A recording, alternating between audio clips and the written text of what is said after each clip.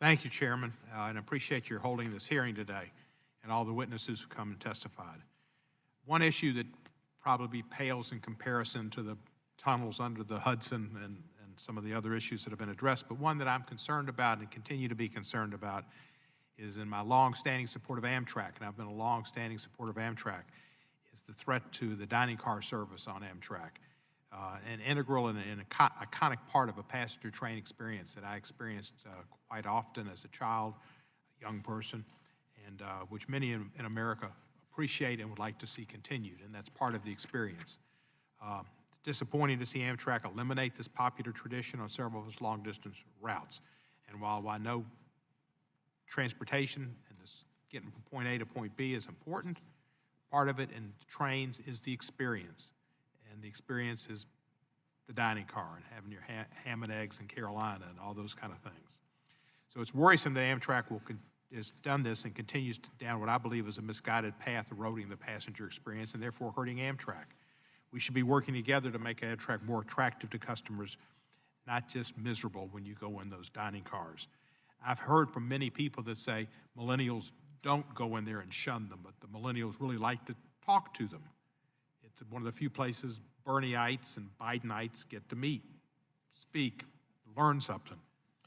So, Mr. Gardner, Mr. Anderson was against this dining experience. He tried to eliminate traditional dining service on long-distance carriers. When he testified before the committee, he mentioned that the survey market data influenced and justified these changes.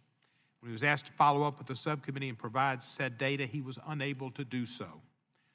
Mr. Gardner, what will Amtrak's food and beverage service look like under your new CEO, William Flynn, who I look forward to working with? I think he'll be a breath of fresh air and a provider of good ambiance on the train and food. Does Amtrak intend to restore traditional dining service on its long-distance routes? Thank you, Congressman, and thank you for mentioning our new CEO. William Flynn will be joining the company on April 15th, so he's not yet with us, but will be coming in about 6 weeks, and he certainly looks forward to meeting with all of you.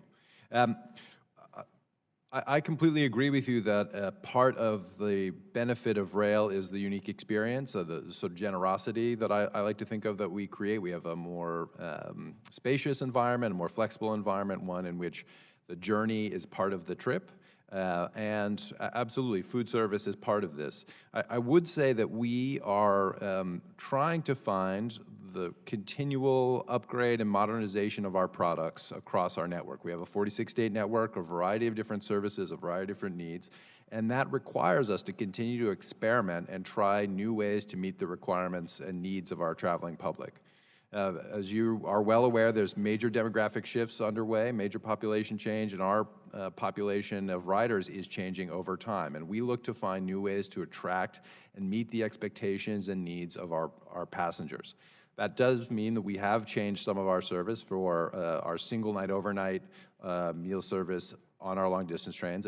There are, however, almost an equal number of trains for which we still have the traditional dining service.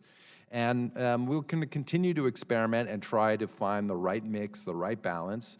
For sure, we know passengers expect a much broader set of food options, healthier choices, different options than sort of the historic railroad menu that had been offered. And so we have to upgrade and provide more choice. We also know that people prefer a variety of different environments to eat in.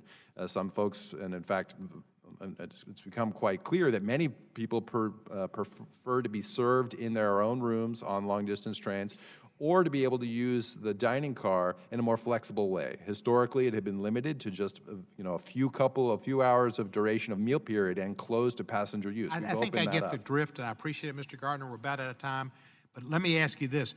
Can you give us the customer survey market data that justified this reasoning that Mr. Anderson did not give us when we asked for it? I understand you've written us a letter, and I think we'll have a response to you by the end of this week. Good, and I'll just say for this, all these experiments, all I've heard from the public is they don't like the food. It's all pre-made. It's put into a microwave. It's not good food. They don't like it. I don't care, millennials, they may like to look at their phones. They don't like bad food either. And if they don't know that's bad food because they haven't had the opportunity, they should be given some regular, good cooked food. They will learn. They will like it. They will appreciate it. They will ride on Amtrak. They will talk to older people. They will learn. They will experience things. The Rocky Mountaineer, Canada, the food, it's great. See the bobtail deal or whatever, that's fine too, but the food. And you need to put that back and make Amtrak what it used to be, and you'll attract more customers, and you're not going to get, so welcome, Mr. Flynn. I appreciate that. And we are investing more in the food. We want to have great food on board. We're trying to do that. Just tastes are changing. We're trying to capture those in our service. Thank you. You're welcome, and I yield back the balance of my time and hope that people get to eat good food.